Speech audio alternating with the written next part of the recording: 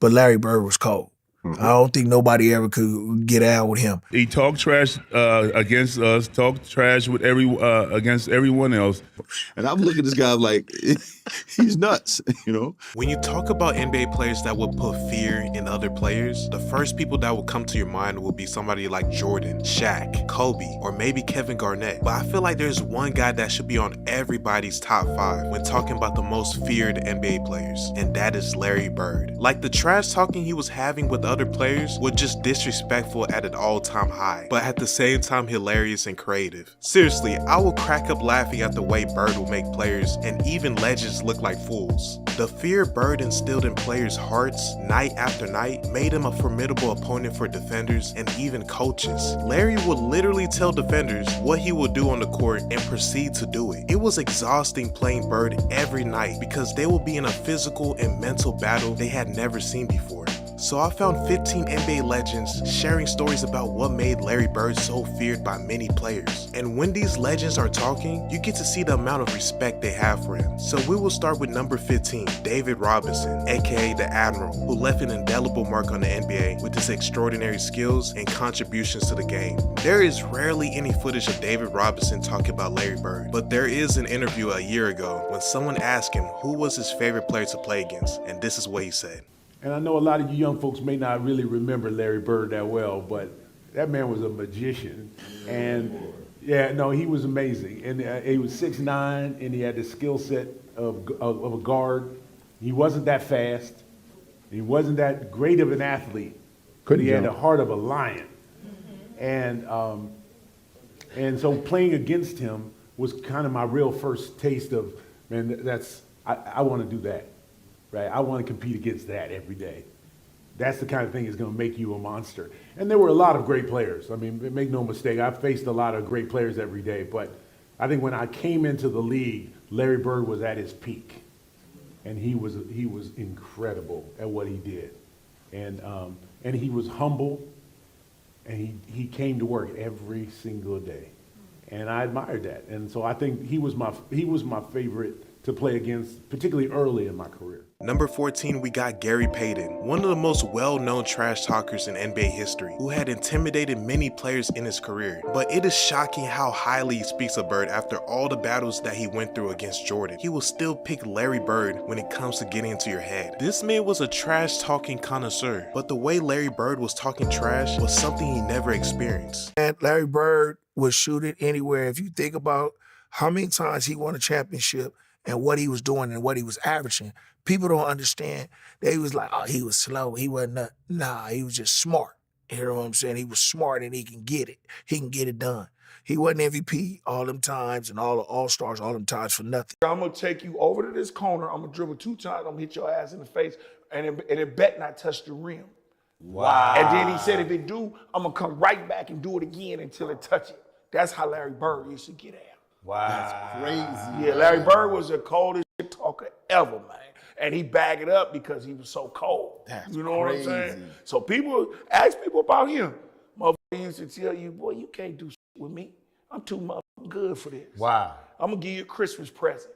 This jumper in your face. He used to always say this, man. Next, we got Dominique Wilkins, the human highlight film. He was a dominant force on the court, captivating audiences with his electrifying dunks and scoring prowess. He had a versatile offensive game, capable of scoring from various positions on the floor. In the 1980s, Wilkins and Larry Bird had a fierce rivalry. They had one of the most memorable playoff battles in NBA history. Dominique Wilkins shared his experience of what it was like going against Larry Bird as a rookie, and this was hilarious. First time Bird ever talked trash to me. It was my rookie season, my first game I ever played against him. And so I go shake his hand, and he put both hands behind his back. And I'm saying, okay, he getting his head ready to play. And first play of the game, he says, I don't know where they got you guarding me, Holmes. And he shoots a 3. Now, I wasn't upset he made the 3. I said, but this son of a gun just called me Holmes. Look, I was pissed. I said, I wasn't mad he hit the 3, but this some bitch just called me Holmes, And so it set up for a really interesting game. Because I remember one time I came down and I dunked it on him. He laying on the ground, he fouled me, and I'm pointing, and he said, hey, Rook. I said, what? He said, what? He said, I like you. You got he said, you got balls, but I'm still going to get 30 on your ass. He got about 38, but I had to pay my dues. I wasn't upset about that because, back then, as a rookie, you got to pay your dues. Simple as that. He backed up whatever he said. If he tell you going to hit a shot to a certain place, or if he going to take you down to the post, turn around, hit a fadeaway J, he going to do just that, and ain't nothing you can do about it. Joe Dumars, a Pistons legend who many called a Jordan stopper and a key member of the Detroit Pistons bad boys era. He holds deep respect for Larry Bird. The intense rivalry between the Pistons and the Boston Celtics during the late 1980s was marked by fierce competition and mutual admiration. You will see Joe Dumars explain how smart and tough Larry Bird was playing against like it was a chess match. I said, but please let's not forget how incredible Bird and the Celtics were in their prime. I said, they were almost impossible to go in there and beat. And they said, why? I said, because you could not make a mistake with them. If you turn your head or you don't rotate right on time or whatever it was, those guys made you play. And it was him. Like he was a savant on the court, like just a savant, like 2 plays ahead on everything. And so I was just talking about this maybe 3 or 4 days ago, how hard it was to go into Boston and beat a team when Bird is in his prime. Dennis Rodman, a Hall of Fame NBA player, renowned for his rebounding and defensive prowess, had so many battles against Bird when he was on the bad boy Pistons. And even though he said some crazy statements about Bird, like saying he wouldn't be able to play in today's NBA, he still had respect for Bird's game when going against him. He actually had a funny welcome to the league moment with Larry Bird in the playoffs. Check it out. So I think it was 86, 87. So we was playing Boston Celtics in the Eastern Conference Finals. So they gave me the task of guarding Larry Bird. Guarding Larry Bird, I'm like this 25-year-old rookie in the league. They said, Dennis, you have to guard him. And I'm like, and what I'm saying, guard him. So that was my whole job, to guard the toughest guy on the team, on the other teams. So, so I'm guarding him. And every time I turn my head, he's over there in the 3-point line. He said, I'm over here, Rook. I'm like, I got to go out there and run out there like a dumbass. Let's go out there, try to contest him. He'll hit the 3. I'm like, okay, Next, we got 2 legends, Karl Malone and Isaiah Thomas, who played against Larry Bird for almost all of their career and had intense playoff matchups. They shared their stories of how Bird used to talk trash during clutch moments. I remember sitting on the bench, watching Kevin McHale and Larry Bird. And Larry Bird did something. To me, I'm still marveled at this. And he got so many people. It was a timeout. And one of our teammates, Bart Kofold, had a camera. Right. He's taking pictures. So Larry Bird came over there and looked at our bench. And he said, 3-pointer from right over here.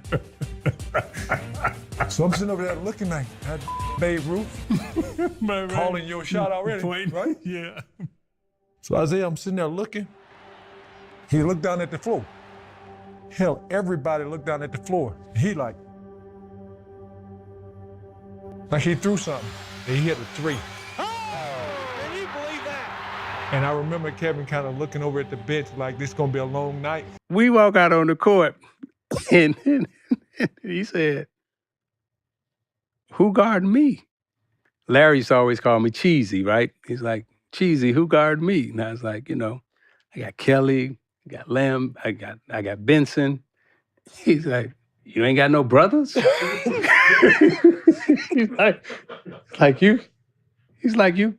Disrespecting me. That's what he said. Straight up. That's exactly what he said. He said, hey, man, you can't put no white dude on me. Hey, bro. That is straight disrespect, right? He said, don't put no white dude on me. So check this out. So the next year we come back, I said, I got somebody for your ass, right? Yeah. He said, who you got? I said, Robin. He said, okay, he's a little better. He said, but don't ever put no white dude on me because that is disrespectful. I was like, okay. Patrick Ewing, a New York Knicks legend and one of the best centers of all time, is close friends with Larry Bird and has voiced admiration for Bird's skills, basketball knowledge, and leadership on multiple occasions. And he told people that Larry Bird's trash talking was the real deal. He talked trash against us, talked trash with against everyone else. But you know, the difference is he could back it up. He could back it up. You know, I remember, you know, like I was saying, growing up in Boston, people all used to always talking about that he can't jump, he can't do this, he can't do that. And, you know, a lot of my friends was like that, you know. So, I got to the league. I called all my friends back up. I said, you know, all that trash that you were talking, you need to squash all that. This man is great. He can, whatever you were saying for a man who can't jump, he's demolishing everybody. Here are three legends, Dr. J, Kevin McHale, and Bill Walton, explaining Bird's impact on the game and his mindset when playing. Pay attention to McHale's story especially because it shows what Bird will do when the game is on the line and he's not having the best night. You know, this guy, I think he was born to play basketball. Seeing him come in and making the adjustment early, taking a team that had won 20 games the year before, and, you know, the next year, I mean, you know, they're 40 plus, and the next year they're 60 plus. Nothing bothered him. Unbelievable competitor, great hands, great vision, great feel for the game, and just, you know, could go out every single night and just play at an unbelievably high level. Didn't have to shoot the ball really well to have a good game because he did so many different things. I'm out, I'm inbounding the ball. Larry, we're walking. We drop a play. We're walking out there. Larry says, "I'm going to shoot a three. I'm going to win it right here." And I'm like, "Larry, no. I just make it two. We're just going to overtime." I'm thinking, my God, you haven't made a shot all game long. Don't do that now. So we walk over there, and Larry walks by the bench, and he tells the Phoenix bench, he said, "Nah, I'm fixing to jump out here, bust this play, and knock a three down on you and go home." And the bench looks at him and stuff. So Larry busts the play, jumps out, gets the ball on, right, you know, kind of in front of their bench at three-point line, shoots it. As he lets it go, he looks at the bench and said, "Told you so," and starts running to the locker room. Ball rips through. We win by one, and the bench coaches have this. El Bianchi's got this look on his face, like honestly, like he's seen a ghost. He's just sitting there. And I walk by and I go, "Does it all the time." And El Bianchi just shakes his head. But that was classic Larry. A will to win, unbelievable amount of confidence. But the best thing was he had no idea what I was thinking in my mind. Like, am I really going to throw it to him? He hasn't made a shot all the fourth quarter. But he ran in, and by the time I got in there, he had already popped a beer. He had a beer in his hand. He was laughing. And I just walked up to him and gave him a hug and said, "Man, you are something." Nobody worked as hard as Larry. He was the first guy there. He was the last guy to leave. He wore that body out with the jumpers and the running and the movement and the concentration and the focus and the discipline and the sacrifice. He had it all. He wanted the light on him. He wanted the focus, and he wanted that ball. And if it ever got to the point where Casey Jones, a coach who we just loved and would do anything for, if Casey would ever call somebody else's play, Larry would just say, no, I'm shooting this ball, and he would. 2 seconds on the shot clock. Bird wants a three out of it, and he gets it. Next, we have two NBA legends who are in my top 5 of all time, Magic Johnson and Kareem Abdul-Jabbar. They both said Larry Bird was the best guy they played against. And listen to how they describe Bird's game. You can tell that it was war when getting ready to play against that man. And you had to be on your A game at all times. The best guy I played against might have been, Larry Bird. Someone like that. How good was Michael Bird? Jordan. I don't think people don't look at appreciate him and think, they he's said, a white guy, he's slow guy. He's a chubby white guy. He wore us out, man. Because he just, this muscle here, the one between his ears, that was his best, because he made the three-pointers and he had assists and rebounded, steals. He was always at the right place at the right time on the court. One of the great players I had the opportunity to play against. There's nobody that I ever played against that I love and respected more than Larry Bird. The man, listen, you couldn't give him an inch or he would just shoot it right in your face. He was dominant at both ends of the court. And so Larry Bird made me a better player, and I think I made him a better player. And together, we made the NBA better. And now we have the last two legends on this list, John Stockton and Charles Barkley. They both shared hilarious trash talking stories when they went against Bird, and you get to see Charles explain what exactly made NBA players fear him in a game. He's the only guy that came into Utah when I was a young player and said, I think I'm going to have 43 tonight. Told our whole team that on the bench, and he came in and had 43 tonight. So I don't know. I have to give the nod to Larry at this one. Don't feel bad because I was the tiebreaker on the poll question, and I picked Larry Legend as well. So I'm with the same company. So God, Bird talk trash to everybody. But did he get to a point where he had respect for you? I always tell this story about Larry Bird. I remember him, he was cursing under his breath. And I asked him, I said, Larry, what's going on with you? He says, you guys are being disrespectful to me. And I says, what are you talking about?